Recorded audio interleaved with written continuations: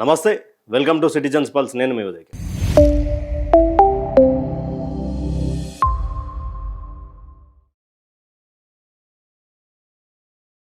రెండు సీట్లు 16 మంది పోటీ. ఇది మేము చెప్తున్నటువంటి మాట కాదు, టీపీసీసీ అధ్యక్షుడు మహేష్ కుమార్ గౌడ్ చెప్పినటువంటి మాట. పూర్తి స్థాయిలో రాజ్యసభ స్థానాలపై కాంగ్రెస్ పార్టీలో కొట్లాట మొదలైంది.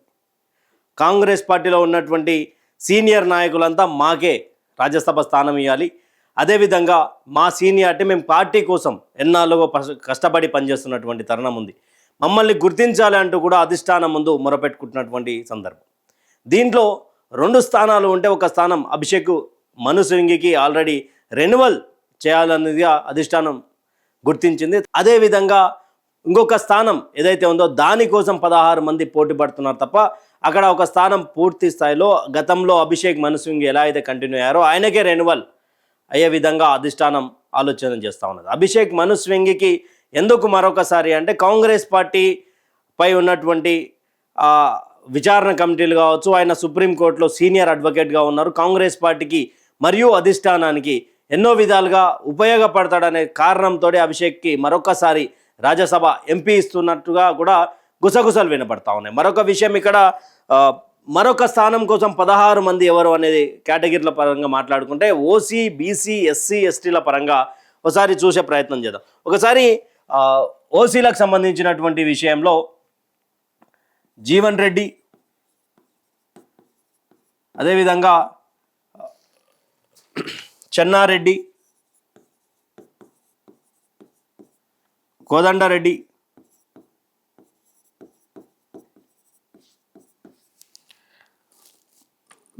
రేవంత్ సన్నిహితుడు రోహిన్ రెడ్డి, పూర్తిగా వేం నరేందర్ రెడ్డి అత్యంత సన్నిహితుడు, జట్టి కుసుమకుమార్,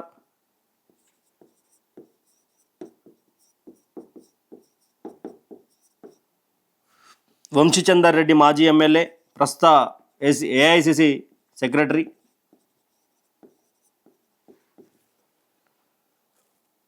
ఇక ఇది రెడ్డి సామాజిక వర్గానికి సంబంధించినటువంటి విషయంలో పూర్తిగా ఓసీల కేటగిరీకి సంబంధించి జీవన్ రెడ్డి ఆల్రెడీ కాంగ్రెస్ పార్టీతో కయ్యం పెట్టుకుంటా ఉన్నారు. ఒకవైపు ఎమ్మెల్యే సంజయ లేక నేనా అంటూ జగిత్యాలలో మున్సిపల్ ఎన్నికలలో పూర్తి స్థాయిలో రెబల్స్ పోరును చూశారు.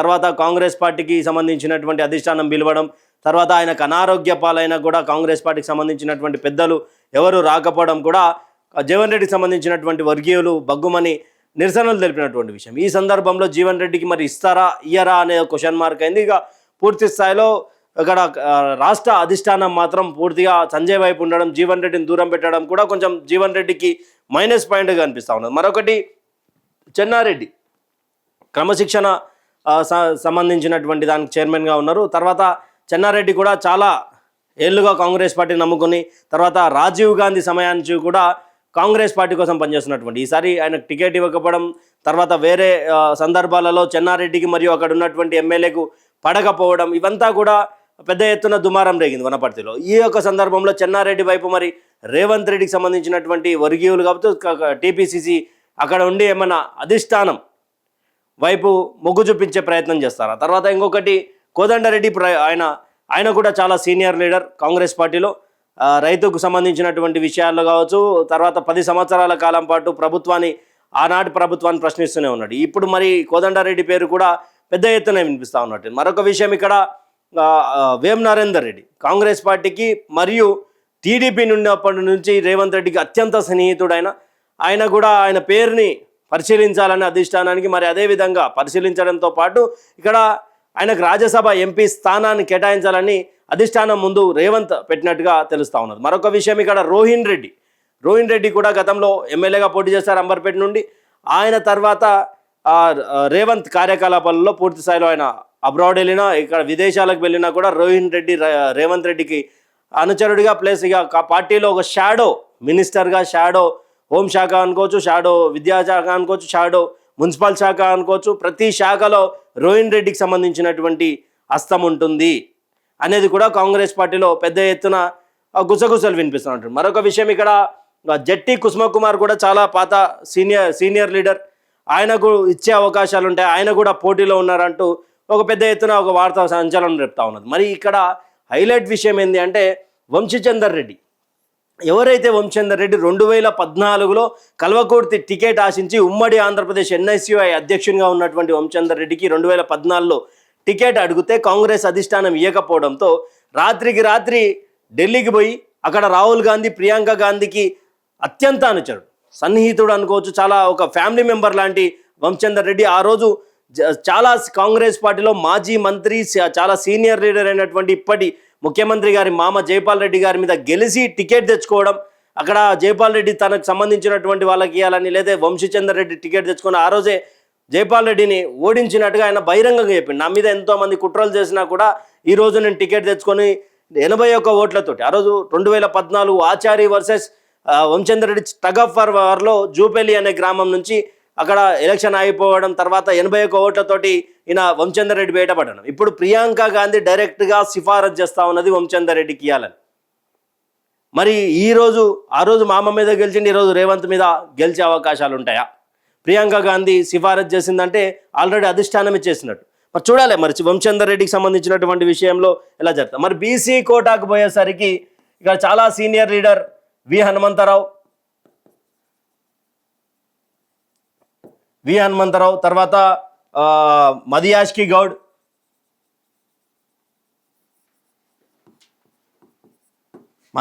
గౌడ్, తర్వాత ఈరావత్రి అనిల్,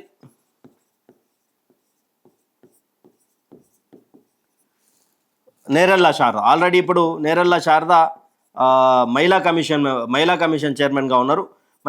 ఇక్కడ వి హనుమంతరావు బీసీ కోటాకు వచ్చేసరికి పూర్తి స్థాయిలో ఇందిరాగాంధీ కాలం నుండి మేము ఇప్పటి వరకు పార్టీని నమ్ముకొని ఉన్నాం, పార్టీలో కష్టపడి పనిచేస్తూ ఉన్నాను, చాలా సీనియర్ నేత, లాస్ట్ ఒక ఛాన్స్ ఇవ్వండి అంటే జీవితం కూడా చాలా ఏజ్ కూడా వయోభారం పెరిగిపోయింది, మాకు ఒక అవకాశాన్ని ఇవ్వండి అంటూ కూడా ఇక్కడ వి హనుమంతరావు అధిష్టానం ముందు నిన్న రీసెంట్గా ఢిల్లీ పోయిండో అదే మాట్లాడినట్టుగా సమాచారం. తర్వాత ఇక మదియాష్కి గౌడ్కున్నటువంటి ఏదైతే పూర్తి స్థాయిలో అధిష్టానం దగ్గర మదియాష్కి గౌడ్ అంటే ఒక ప్రేమ అనురాగాలు, తర్వాత మదియాష్కి గౌడ్ అంటే ఒక సిన్సియర్ పర్సన్గా చూసే పరిస్థితి.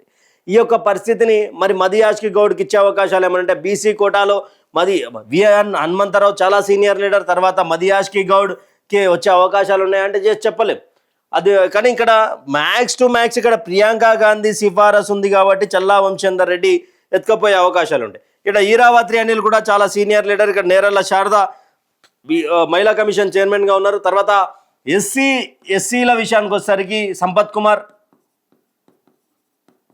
ఈయన కూడా ఏఐసి సెక్రటరీగా ఉండే అలంపూర్ సంబంధించినటువంటి నేత. తర్వాత దొమ్మేటి సాంబయ్య,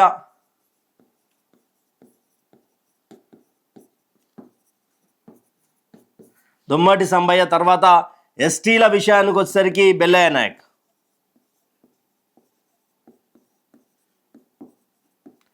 ఇక్కడ ఒకవేళ ఎస్సీల కనుక వచ్చే అవకాశం ఉంటే సంపత్ కుమార్కి ఎక్కువ శాతంగా వచ్చే అవకాశాలు ఉంటాయి, ఎందుకంటే అధిష్టానం దగ్గర మంచి పేరుంది, ఏఐసి సెక్రటరీగా పనిచేసినటువంటి అనుభవం ఉంది, అధిష్టానంతో కాంగ్రెస్ పార్టీ అధిష్టానంతో చాలా సత్సంబంధాలు ఉన్నటువంటి. తర్వాత సొమ్మేటి సాంబయ్య కూడా ఆశిస్తూ ఉన్నాడు. తర్వాత ఇక్కడ ఇంకొక విషయం ఏంటి అంటే ఇంటలెక్చువల్ సెల్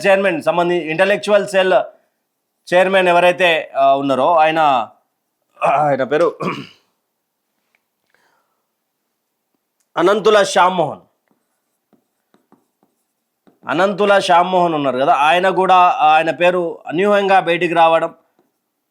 తర్వాత మైనార్టీకి వచ్చేసరికి మైనార్టీ ముస్లింల దగ్గరికి వచ్చేసరికి అజ్మతుల్లా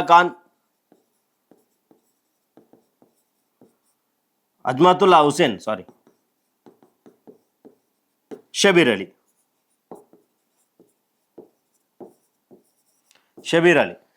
ఇద్దరు కూడా ఆశావాహులే ఉన్నారు. మరి గతంలో ఎన్నికలు జరుగుతున్నట్టు అజారుద్దీన్ని మంత్రిగా చేయడం, తర్వాత ఇప్పుడు షబీర్ అలీ కూడా చాలా సీనియర్ లీడర్, ఇక్కడ అజ్మతుల్లా హుసేన్ కూడా చాలా పార్టీకి లాయల్గా పనిచేసినటువంటి వ్యక్తి. ఇక ఎలా చూడొచ్చు అంటే ఒక ఉన్నటువంటి రెండు స్థానాల్లో ఒకటి అభిషేక్ మను సింఘ్వి తీసుకుంటే మరొక స్థానం కోసం 16 మంది పోటీలో ఉన్నారు.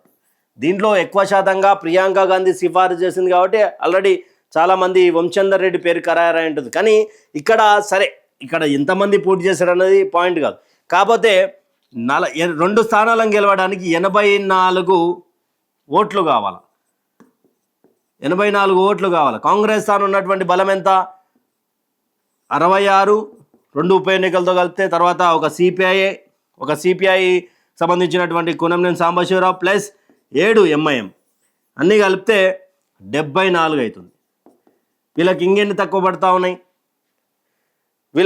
ఇక్కడ 82 ఓట్లు కావాలి. వీళ్ళకి ఎన్ని తక్కువ పడతా ఉన్నాయి? 8 స్థానాలు తక్కువ పడతా ఉన్నాయి. మరి ఇక్కడ వీళ్ళని ఇరకాటంలో పెట్టడానికి బీఆర్ఎస్ పార్టీ రాజ్యసభ స్థానంలో పోటీ చేయించడానికి కేసీఆర్ ఆల్రెడీ నిర్ణయం తీసుకున్నట్టుగా కూడా పెద్ద ఎత్తున బీఆర్ఎస్ సంబంధించినటువంటి రాజకీయ విశ్లేషకులు కావచ్చు, బీఆర్ఎస్ సంబంధించిన అనలిస్టులు కావచ్చు చెప్తా ఉన్నటువంటి పరిస్థితి. ఇక్కడ ఇప్పుడు కూడా పూర్తి స్థాయిలో 74 ఉన్నా కూడా 2 స్థానాలను గెలవలేనటువంటి పరిస్థితి. వీళ్ళకి ఇంకా 8 కావాలి. వీళ్ళ బలం ఏంటి? ఒకవేళ 10 మంది ఎవరైతే పార్టీ ఫిరాయించారో 10 మంది కనుక ఓటు వేస్తే వీళ్ళు 2 రాజ్యసభ ఎంపీ స్థానాలను గెలిచే అవకాశం ఉంటుంది. ఆ తరుణంలో ఈ 10 ఏవైతే ఉన్నాయో పూర్తి స్థాయిలో స్పీకర్ కూడా క్లీన్ చిట్ ఇచ్చిండు. ఏమని ఇచ్చిండు? 8 మందికి వీళ్ళు బీఆర్ఎస్ పార్టీలో ఉన్నారు, వీళ్ళకి సంబంధించి ఏమీ లేదు. ఇంకా 2 అంటే కడియం, ఇక దానం అయితే ఏకంగా విచారణకు హాజరు కాకపోవడం. తర్వాత కడియం నావన్నీ ఏఐ వీడియోలు, నేను ఇప్పటివరకు ఎక్కడ ప్రచారం చేయలేదని తన బిడ్డను ఎంపీగా పోటీ చేసినటువంటి తరుణంలో ఆయన ప్రచారం చేసి కూడా ఇప్పుడు ఏఐ అని చెప్పే ప్రయత్నం చేస్తూ ఉన్నాడు, నమ్మబలికించేటువంటి ప్రయత్నం చేస్తున్నాడు. అక్కడ ఉన్నటువంటి స్పీకర్ క్లియర్గా తెలుసు పార్టీలో ఉన్నారు, తన బిడ్డ ఎంపీ టికెట్ కోసం కాంగ్రెస్ పార్టీలోకి వచ్చిర్రు అనేది కూడా క్లియర్గా తెలుసు. అయినా కూడా ఈరోజు ఈ యొక్క రాజకీయ పరిణామంలో పూర్తి స్థాయిలో 8 మంది, అంటే ఇక్కడ ఈ 2 ఓటు వేయకుండా 8 మంది పోటీ చేసి ఓటు వేసినా కూడా రాజ్యసభ ఎంపీలు 2 గెలిచే అవకాశం ఉంటుంది. కానీ ఇక్కడ మన ఈ 10 మందిని కలుపుకుంటే మళ్ళా 37 మంది స్థానాలు, 37 ఎమ్మెల్యేలు ఎవరికి ఉంటారు? బీఆర్ఎస్కి ఉంటారు. ఇదే 10 మందిని కలుపుకుంటే ఇక్కడ కాంగ్రెస్కి 2 స్థానాలు గెలిచే అవకాశం ఉంటుంది. కానీ ఇక్కడ బీఆర్ఎస్కి సంబంధించినటువంటి ఎవరైతే విప్ ఉంటాడో కత్తి పెట్టినట్టే బీఆర్ఎస్ ఫిరాయించినటువంటి ఎమ్మెల్యేల మీద. అది ఒకవేళ ఇక్కడ క్లీన్ చిట్ ఇచ్చినా కూడా కేసు సుప్రీంలో ఉన్నది, సుప్రీంకోర్టులో ఉన్నది. కాబట్టి దీని మీద ఏమైనా అటు ఇటు ఏమైనా జరిగితే మాత్రం బీఆర్ఎస్ పార్టీ మరొకసారి సుప్రీంకోర్టుని ఆశ్రయించే అవకాశాలు ఉంటాయి. ఇది ఒక బీఆర్ఎస్ పార్టీ ఈ ఫిరాయించినటువంటి ఎమ్మెల్యేలను ఇరకాట పడేసేటువంటి విధంగానే ఇక్కడ వీళ్ళు గెలిచాం. ఒకవేళ 8 మంది కాంగ్రెస్ పార్టీకి బీజేపీకి సంబంధించినటువంటి ఎమ్మెల్యేలు కనుక ఇక్కడ సపోర్ట్ చేస్తారు అనేది ఒక క్వశ్చన్ మార్క్ అయింది. లేక వీళ్ళు ఒకవేళ ఎలక్షన్కే రాలేదని కాంగ్రెస్ పార్టీకి ప్లస్ అవుతుంది. అయినా కూడా 4 స్థానాలు కావాల్సి వస్తుంది. ఎవరికి? ఒకవేళ 8 మంది కనుక ఓటు వేయడానికి రాకపోతే 39 మంది ఎవరైతే ఉన్నారో 39 ఒక స్థానం గెలవాలంటే 39 కావాలి. 39 కావాలంటే 78 స్థానాలు, ఇక్కడ 2 స్థానాలు గెలవాలి. కానీ ఇక్కడ అయినా 4 మైనస్ అవుతాయి. మరి ఎంఐఎం బీజేపీ బీఆర్ఎస్ సపోర్ట్ చేస్తుందా? లేకపోతే ఎంఐఎం కాంగ్రెస్ సపోర్ట్ చేసినా బీఆర్ఎస్కి సంబంధించినటువంటి 37 మందికి ఒకవేళ పార్టీ ఫిరాయించినటువంటి ఎమ్మెల్యేలతో కలుపుకుంటే వీళ్ళకి ఇంకా ఎన్ని కావాలా? 4 స్థానాలు కావాలా. 4 స్థానాలు కనుక బీజేపీ సపోర్ట్ చేస్తుందా అంటే క్వశ్చన్ మార్కే. కానీ కాంగ్రెస్ పార్టీ 2 స్థానాలు గెలుస్తుంది అనేది ఒక క్వశ్చన్ మార్క్. ఎక్కడ బలం లేనటువంటి స్థానంలో 2 పోటీ చేయడం, ఇంకా బీఆర్ఎస్ పార్టీ అసలు వాళ్ళకి బలమే లేకున్నా వాళ్ళ దాంట్లో ఇప్పుడు పార్టీ ఫిరాయించినటువంటి 10 మంది 27 మంది ఎమ్మెల్యేలు ఉన్నా కూడా మేము పోటీలో ఉంటామంటూ కూడా బీఆర్ఎస్ సంచలన నిర్ణయం తీసుకున్నటువంటి పరిస్థితి. చూడాలి మరి రాజ్యసభకు సంబంధించినటువంటి ఎన్నికల్లో 2 స్థానాల్లో అభిషేక్ మను సింగ్ ఒకరు, ఇంకొక స్థానం ఎవరికి కట్టబెడతారు?